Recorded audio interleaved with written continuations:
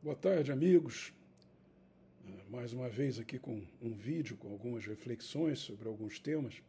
Eu lembro que esses meus vídeos não são de modo algum monetizados nem nada e que eu os distribuo a um grupo de amigos seleto, mas não me incomodo que eles sejam repostados, né? E fico até envaidecido com isso, né? Aos que receberem esse vídeo e não me conheçam, eu sou o Tenente Coronel Flávio Kaufmann, sou veterano da Força Aérea Brasileira, segunda geração da família na FAB e com muito orgulho piloto de caça. Hoje eu trago um tema para discutir que é a espinha dorsal da nossa atividade como militares, né? Que é a disciplina. E eu gostaria de iniciar com uma frase de um coronel do Exército, Coronel Marcelo Oliveira Lopes Serrano, que eu li recentemente, né? Onde ele diz que a obediência, manifestação explícita da disciplina e base fundamental das Forças Armadas, não pode ser cega, irrefletida e existente. Ela precisa acordar-se com o acatamento dos valores basilares que a legitimam. Caso contrário, corre o risco de desvirtuar-se, transformando-se em subserviência, ou seja, em simples submissão de uma pessoa à vontade da outra. O soldado que assassina o rei, ele é um traidor ou não é? Nem sempre. Se o rei está louco e pretende queimar a cidade inteira, traição maior à pátria seria não o fazer, né? Respondendo essa pergunta metafórica de um jovem amigo, essa foi a conclusão que eu cheguei sobre um personagem daquela série Game of Thrones, que era o Jaime Lannister, o matador de reis, né? Uma série de enorme sucesso na TV recentemente, né? No Brasil moderno, esse regicida, né, ele teria problemas em descumprir a ordem real, de queimar todo mundo. Pois se a obediência hierárquica, quando a ordem é manifestadamente ilegal, é, à luz do direito civil, fator excludente de culpabilidade, o mesmo se aplica no caso militar. Nesse caso, de acordo com o Código Penal Militar, a obediência deve ser absoluta, nunca relativa. Manda quem pode, obedece quem tem juízo. Que forças poderiam, então, contrabalançar tamanho poder de um comandante no caso de uma ordem inconstitucional? Bem, o aviador e escritor Saint-Exupéry começa a responder a questão quando sentencia que a autoridade repousa na razão. Quer ser obedecida? Dê ordens razoáveis. Mas o que seria a razoabilidade numa ordem, né? Por exemplo, qual a razoabilidade em comandar cargas de infantaria morro acima contra um inimigo entrincheirado e mais bem armado, como fizeram os comandantes italianos na frente alpina em 1916, provocando a morte de mais de 500 mil soldados? Ou na decisão de Leônidas, de Esparta, de combater até a morte nas Termópilas, contando com 300 bravos contra um inimigo que escurecia o céu com a quantidade de suas flechas. Bem, a resposta é que as ordens acima, cuja racionalidade poderia ser facilmente questionada, cumpriam razões da pátria e que, como tal, se sobrepõe às de ordem pessoal. No entanto, se não há limite para a extensão de uma ordem, que pode então requerer até mesmo o sacrifício da própria vida, há, por outro lado, claros limites no que se refere à sua razoabilidade. Na maior parte das vezes, não há o que raciocinar, já que o comandante e o comandado, por formação, deverão estar sempre, ambos, alinhados com os interesses da Constituição e da pátria. Mas o que fazer em caso de dúvida? Como identificar se as razões do comando se coadunam com as da pátria, e não apenas com as que atendem exclusivamente ao projeto político de algum grupo que temporariamente detém o poder?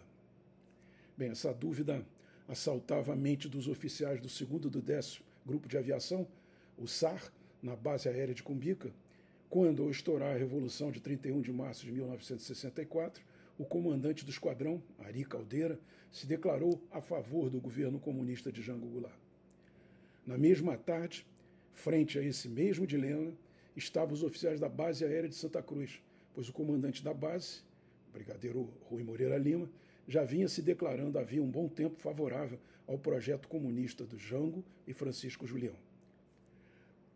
Cumprir a ordem do governador Brizola de que os sargentos matassem seus oficiais, como eu mesmo ainda garoto ouvi no rádio de pilha, ou romper com a legalidade e prender os comandantes comunistas fazendo valer a vontade da maioria da sociedade?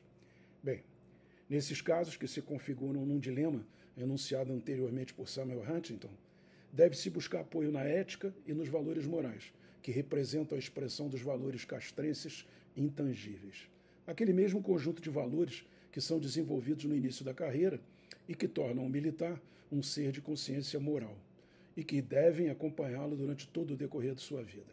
Explico melhor. Sendo a hierarquia e a disciplina os dois pilares básicos em que se apoiam as Forças Armadas, uma decorrência lógica é o fato de que, entre dois militares, seja sempre possível afirmar a existência de uma distinção hierárquica entre eles. Um deles é superior ao outro. A disciplina é que produz em ambos o acatamento dessa condição. Um comanda e o outro é comandado. E mesmo o que é comandado também exerce o comando em seu nível sobre outros comandados. Fazendo uma extrapolação, o comandante dos comandantes máximos é o governo, um órgão transitório de administração eleito pela maioria que deve estar a serviço do Estado, agente político que representa a sociedade territorialmente estabelecida e politicamente organizada. O problema passa a ocorrer quando os interesses desse governo estiverem em desalinho com os interesses do Estado ou da sociedade, a pátria. E nessa condição, a herança cultural, a ética e os valores morais, filtrados pelo pensamento crítico, podem ser os únicos parâmetros válidos para medir a razoabilidade de uma ordem. Parece sopa de letra, não é isso? Pois aí vão dois cases, como gostam os mais acadêmicos, sobre o papel das Forças Armadas. Mas, por favor, não esperem respostas prontas, pois os casos são contemporâneos e, como tal, dinâmicos. Né? A Venezuela, quando lá estive como cadete em 1975, competindo num festival olímpico, estava incluindo entre os países mais ricos e culturalmente mais avançados da América Latina. A partir da ascensão de Hugo Chávez e a implantação de uma ditadura socialista, posteriormente respaldada pelas urnas, num processo sob intensa suspeição, a elite intelectual e econômica nacional se transferiu quase toda para a América do Norte. A partir daí, a compra da maioria dos eleitores nas camadas mais simples da população passou a ser feita progressivamente através de programas sociais de distribuição de renda. O absenteísmo inicial da cúpula das Forças Armadas, frente ao dilema moral que se apresentava, foi imediatamente sobrepujado por um processo de renovação nos rankings nunca antes ocorrido. Como resultado, em pouco tempo, jovens oficiais, cooptados pelos socialistas, já ocupavam os principais postos de comando. O credo comunista, inspirado por Cuba, professado por um judiciário ativista, permitiu um sem número de mudanças na Constituição, que deram ao bolivarianismo um enorme poder sobre o Estado. Como em toda experiência comunista, hoje a Venezuela, que conta com imensas reservas de petróleo, vive o desabastecimento e a miséria econômica. Seus meios de comunicação estão amordaçados e mesmo o jornalismo internacional livre sofre constante perseguição do governo. A cultura nacional foi toda comprada a favor do socialismo. Iniciando com um programa de importação de médicos cubanos, o país conta hoje com mais de 6.000 consultores cubanos remunerados, comandando diversas instituições, entre elas as Forças Armadas. Além de uma bem equipada Guarda Nacional, os cubanos montaram grupos civis armados, chamados coletivos, que só atendem ao comando dos próprios chefes cubanos. Né? Esses grupos, conforme fartamente documentado em vídeos da internet, eles têm atirados dos manifestantes com munição real, pasmem, né? Juntamente com as tropas do exército venezuelano. Não há mais qualquer dilema entre os soldados venezuelanos. Eles foram vencidos e hoje servem a seus tiranos. Por aqui, nos governos de esquerda, foram assaltados os cofres públicos. O Congresso vem sendo comprado com emendas parlamentares. As instituições sofrem aparelhamento. Foi criada uma Guarda Nacional. A política externa foi desvirtuada. Os eleitores pobres foram comprados com Bolsa Família. Foi instituída a racialização da sociedade e a identidade de gênero. Eliminada a meritocracia, oficializada a corrupção, liberada a baderna e a invasão de propriedades, feitos investimentos desastrosos em Cuba, Angola e Bolívia e trazidos, anteriormente, os indefectíveis médicos cubanos em regime de servidão. A mídia tradicional, com poucas exceções, foi silenciada com o uso de verbas públicas, ao ponto de até mesmo, pasmem, vir a apoiar uma censura do bem. E assim a liberdade de expressão na internet já se vê ameaçada atualmente por uma lei de censura prévia. Quantos dedos tem aqui? Lembra-se do Grande Irmão, de George Orwell, 1984, e de sua verdade incontestável? Após um pequeno hiato de 4 anos de um regime liberal, de um governo liberal castigado diuturnamente pela mídia, sem, no entanto, sequer cogitar qualquer tipo de censura, há, hoje, assuntos proibidos. O direito de propriedade foi relativizado e há brasileiros presos sem o devido processo legal. Juízes do Supremo Tribunal Federal ultrapassam em muito suas atribuições constitucionais e mandam no país, silenciando antagonistas e utilizando a Polícia Federal como instrumento político, sob a vista grossa das lideranças do Congresso Nacional e da Corte de Justiça mais antiga do país, o Superior Tribunal Militar, que possui competência para declarar a inconstitucionalidade de lei ou ato normativo do poder público. As Forças Armadas, como Pôncio Pilatos, se abstiveram publicamente, mesmo após terem atestado por escrito a falta de confiabilidade do processo eleitoral. E hoje prestam continência a um comandante supremo que as despreza e que não reúne os valores morais exigidos para o cargo. Com a volta de Lula, inúmeros fatos do dia a dia mostram a progressiva comunização do regime. Muito embora, se analisarmos a cultura nacional e a ideologia da maioria da população, veremos que os valores da sociedade continuam sendo religiosos, liberais e democráticos.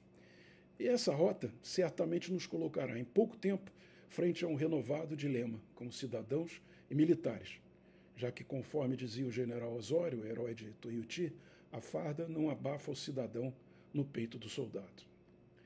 Estamos preparados intelectualmente para enfrentar esse dilema moral? A lealdade das Forças Armadas ao presidente, que é o comandante em chefe, é mais ou menos importante que a lealdade à Constituição? Você, militar, concorda em deixar esse legado político que vem sendo gestado? Acha que isso é problema de terceiros e não seu? Está conformado em ter seus filhos e netos vivendo futuramente sob um regime sem liberdade de expressão, de credo e de imprensa? Seus parentes e amigos são favoráveis ao comunismo? Seu comandante imediato concorda com esse estado de coisas? Bem, são perguntas que devem ser feitas, né? O bom soldado não é de modo algum aquele que empunha a baioneta cega.